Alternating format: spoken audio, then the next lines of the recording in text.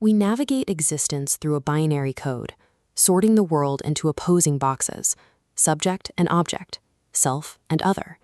We mistake this map for the territory, allowing these categories to box us in until it becomes too dense to read. Forcing the fluid nature of life into these rigid structures creates a deep, quiet friction. We feel completely alienated from our own experiences, trapped behind an intellectual wall that divides us from the world. Traditional religious frameworks attempt to solve this alienation by adding more layers. They construct massive metaphysical systems and complex rituals on this dualistic foundation.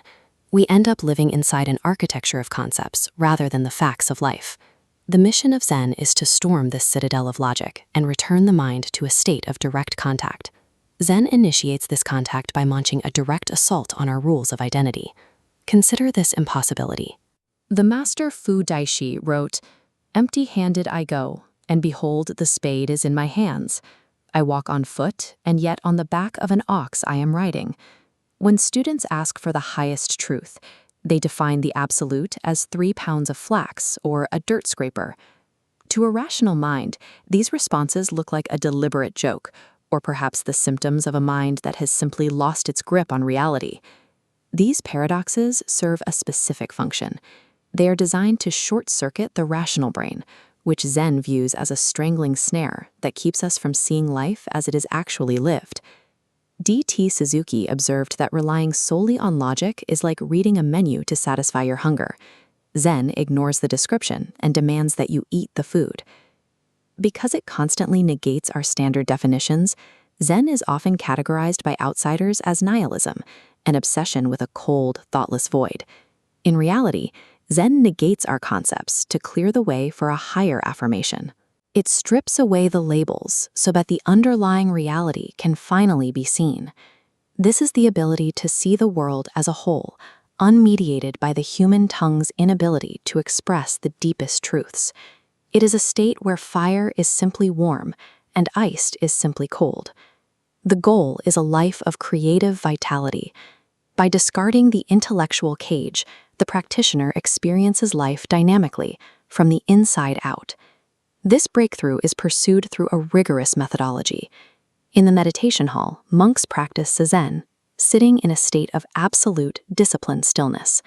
Within this structure, the student is given a koan. This is the formal psychological instrument of Zen, a riddle with no logical exit. The koan works like a pressure cooker for the intellect. It pushes the logic-seeking mind to its absolute breaking point, forcing it to churn until it completely exhausts its own resources. The Zen master acts as a gatekeeper, ruthlessly rejecting any answer born of intellectual cleverness. Every philosophical explanation is met with a sharp rebuke or a sudden, stinging blow. The process demands the total surrender of logic. The student must reach a dead end, where the mind stops trying to categorize the world and simply experiences it.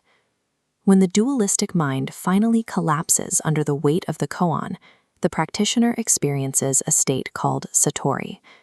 Zen defines satori as a fundamental reorganization of perception.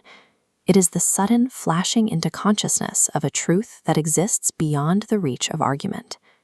The irony of the Zen path is its destination. After years of breaking the mind and exhausting the intellect, the practitioner returns exactly to where they began. A novice once begged the master Joshu for instruction. Joshu asked, "Have you had your breakfast?" When the monk said yes, the master replied, "Then go wash your bowls." The truth of Zen is found in the unmediated experience of the mundane. It is the weight of the bowl in your hands and the warmth of the tea on your lips. The entire machinery of Zen exists solely to return us to the present. It destroys our logic so that we can finally drink a cup of tea, exactly as it is.